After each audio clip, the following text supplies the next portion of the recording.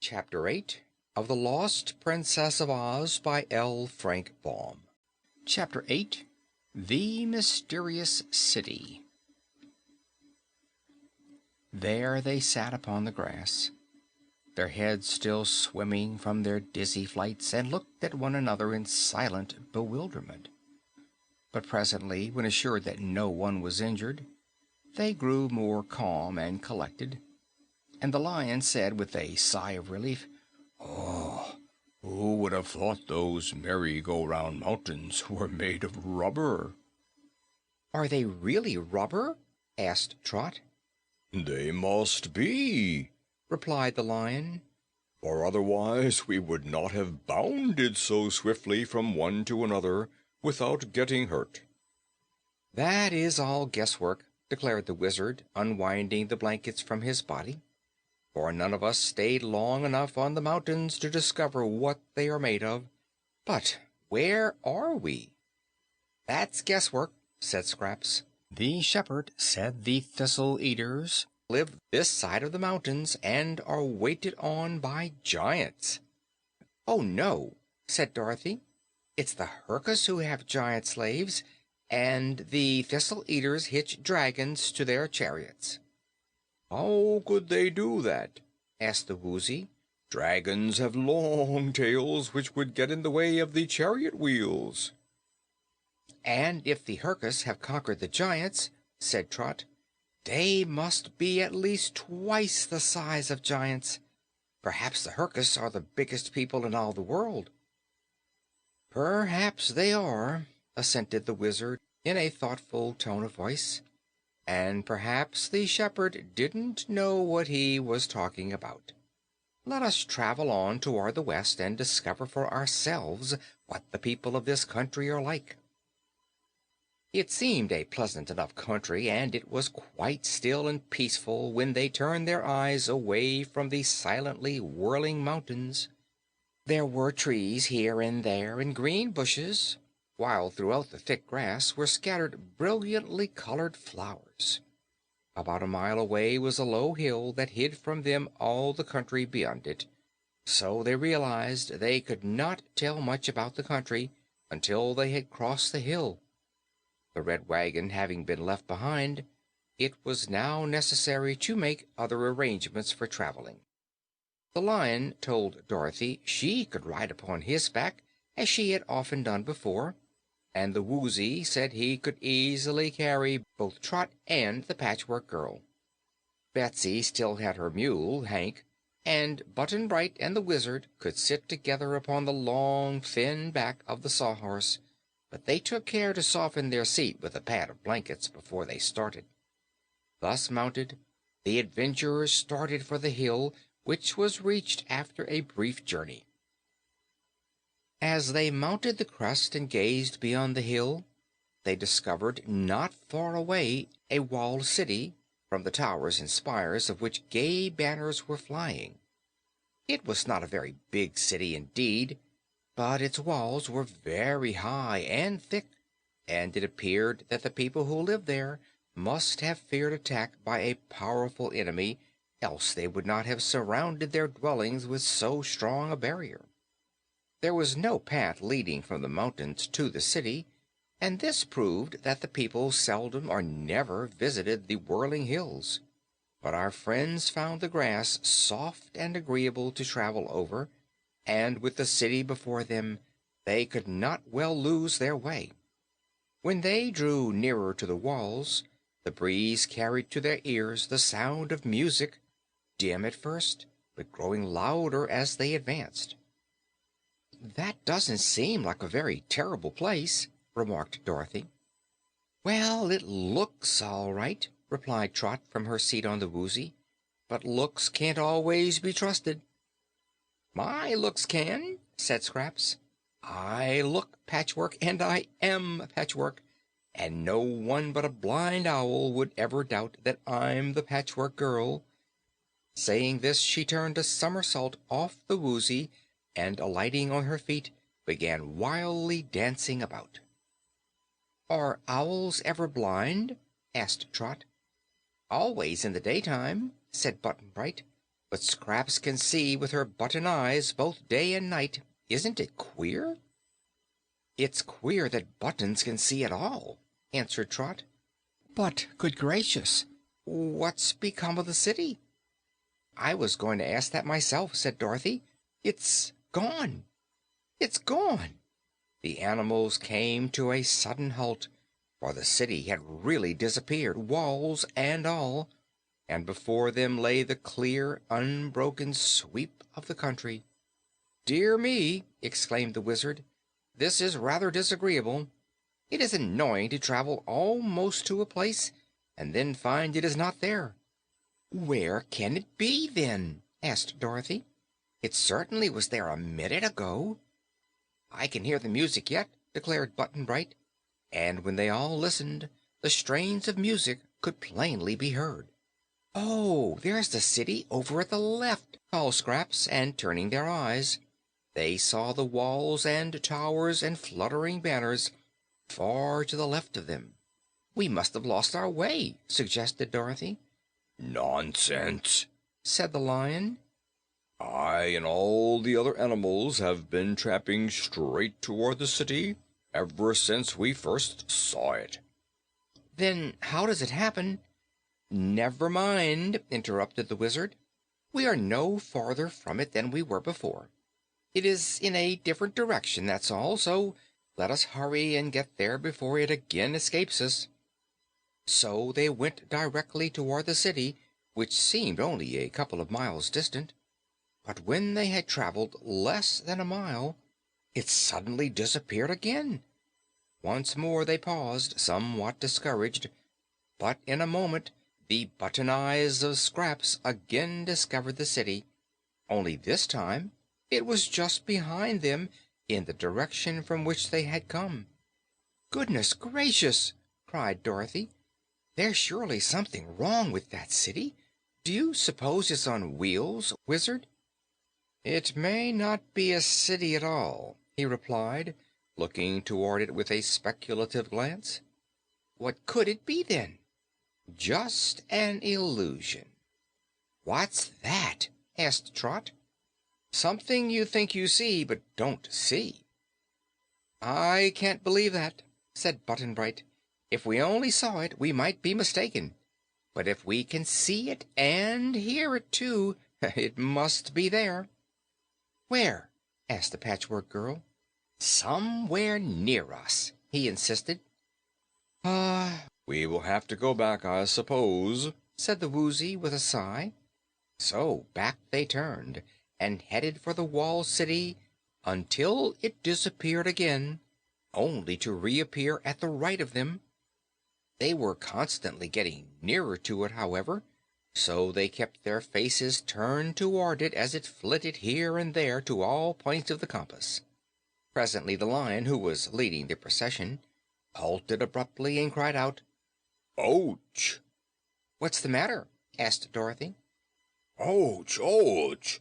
repeated the Lion, and leaped backward so suddenly that Dorothy nearly tumbled from his back. At the same time, Hank the Mule yelled, "Ouch!" almost as loudly as the Lion had done, and he also pranced backward a few paces. "It's the thistles," said Betsy. "They prick their legs." Hearing this, all looked down, and sure enough, the ground was thick with thistles, which covered the plain from the point where they stood way up to the walls of the mysterious city. No pathways through them could be seen at all. Here the soft grass ended, and the growth of thistles began. "They're the prickliest thistles I ever felt," grumbled the Lion. "My legs smart yet from their stings, though I jumped out of them as quickly as I could." "Here is a new difficulty," remarked the Wizard in a grieved tone. "The city has stopped hopping around, it is true, but how are we to get over this mass of prickers?" "They can't hurt me," said the thick-skinned Woozy, advancing fearlessly and trampling among the thistles. "Nor me," said the wooden Sawhorse. "But the Lion and the Mule cannot stand the prickers," asserted Dorothy. and we can't leave them behind." "Must we all go back?" asked Trot. "Course not," replied Button Bright scornfully. "Always when there's trouble, there's a way out of it if you can find it." "I wish the Scarecrow was here," said Scraps, standing on her head on the Woozy's square back. "His splendid brains would soon show us how to conquer this field of thistles." "What's the matter with your brains?" asked the boy. "Nothing," she said, making a flip-flop into the thistles and dancing amongst them without feeling their sharp points. "I could tell you in half a minute how to get over the thistles if I wanted to." "Tell us, Scraps," begged Dorothy. "I don't want to wear my brains out with overwork," replied the Patchwork Girl. "Don't you love Ozma? And don't you want to find her?" asked Betsy reproachfully. "Yes, indeed," said Scraps, walking on her hands as an acrobat does at the circus. "Well, we can't find Ozma unless we get past these thistles," declared Dorothy. Scraps danced around them 2 or 3 times without replying. Then she said, "Don't look at me, you stupid folks. Look at those blankets." The Wizard's face brightened at once. "Why didn't we think of those blankets before?" "Because you haven't magic brains," laughed Scraps. "Ha ha! Such brains as you have are of the common sort that grow in your heads, like weeds in a garden. I'm sorry for you people who have to be born in order to be alive." But the Wizard was not listening to her. He quickly removed the blankets from the back of the Sawhorse and spread one of them upon the thistles just next to the grass. The thick cloth rendered the pricklers harmless, so the Wizard walked over this first blanket and spread the second one farther on in the direction of the Phantom City. "These blankets," said he, "are for the Lion and the Mule to walk upon. The Sawhorse and the Woozy can walk on the thistles." So the Lion and the Mule walked over the first blanket and stood upon the second one until the Wizard had picked up the one they had passed over and spread it in front of them, when they advanced to that one and waited while the other one behind them was again spread in front. "This is slow work," said the Wizard, "but it will get us to the city after a while." "The city is a good half-mile away yet," announced Button Bright. "And this is awful hard work for the Wizard," added Trot. "Why couldn't the Lion ride on the Woozy's back?" asked Dorothy. "It's a big flat back, and the Woozy's mighty strong. Perhaps the Lion wouldn't fall off." "You might try it if you like," said the Woozy to the Lion. "I can take you to the city in a jiffy and then come back for Hank." I'm afraid," said the Cowardly Lion. He was twice as big as the Woozy. "Try it," pleaded Dorothy. "And take a tumble among the thistles?" asked the Lion reproachfully. But when the Woozy came close to him, the big beast suddenly bounded upon its back and managed to balance himself there, although forced to hold his forelegs so close together that he was in danger of toppling over. The great weight of the monster lion did not seem to affect the Woozy, who called to his rider, "Hold on tight," and ran swiftly over the thistles toward the city. The others stood on the blanket and watched the strange sight anxiously. Of course the Lion couldn't hold on tight, because there was nothing to hold to, and he swayed from side to side as if likely to fall off any moment. Still, he managed to stick to the Woozy's back until they were close to the walls of the city, when he leaped to the ground. Next moment the Woozy came dashing back at full speed. "There's a little strip of ground next to the wall where there are no thistles," he told them when he had reached the adventurers once more. "Now then, friend Hank, see if you can ride as well as the Lion did." "Take the others first," proposed the Mule.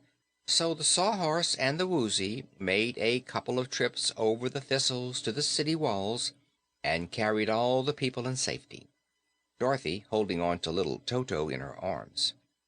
The travelers then sat in a group on a little hillock just outside the wall and looked at the great blocks of gray stone and waited for the Woozy to bring Hank to them. The mule was very awkward, and his legs trembled so badly that more than once they thought he would tumble off, but finally he reached them in safety, and the entire party was now reunited. More than that, they had reached the city that had eluded them for so long and in so strange a manner. "The gates must be around the other side," said the Wizard. "Let us follow the curve of the wall until we reach an opening in it." "Which way?" asked Dorothy. "We must guess that," he replied. "Suppose we go to the left. One direction is as good as another." They formed in marching order and went around the city wall to the left. It wasn't a big city, as I have said, but to go way around it outside the high wall was quite a walk, as they became aware. But around it our adventurers went, without finding any sign of a gateway or other opening. When they had returned to the little mound from which they had started, they dismounted from the animals and again seated themselves on the grassy mound. "It's mighty queer, isn't it?" said Button-Bright. "There must be some way for the people to get out and in," declared Dorothy. "Do you suppose they have flying machines, Wizard?" "No," he replied, "for in that case they would be flying all over the Land of Oz, and we know they have not done that. Flying machines are unknown here. I think it more likely that the people use ladders to get over the walls." "It would be an awful climb over that high stone wall," said Betsy. "Stone, is it?" Scraps, who was again dancing wildly around, for she never tired and could never keep still for long. "Course it's stone," answered Betsy scornfully. "Can't you see?" "Yes," said Scraps, going closer. "I can see the wall, but I can't feel it." And then, with her arms outstretched, she did a very queer thing. She walked right into the wall and disappeared. "For goodness sake!" said Dorothy, amazed, as indeed they all were.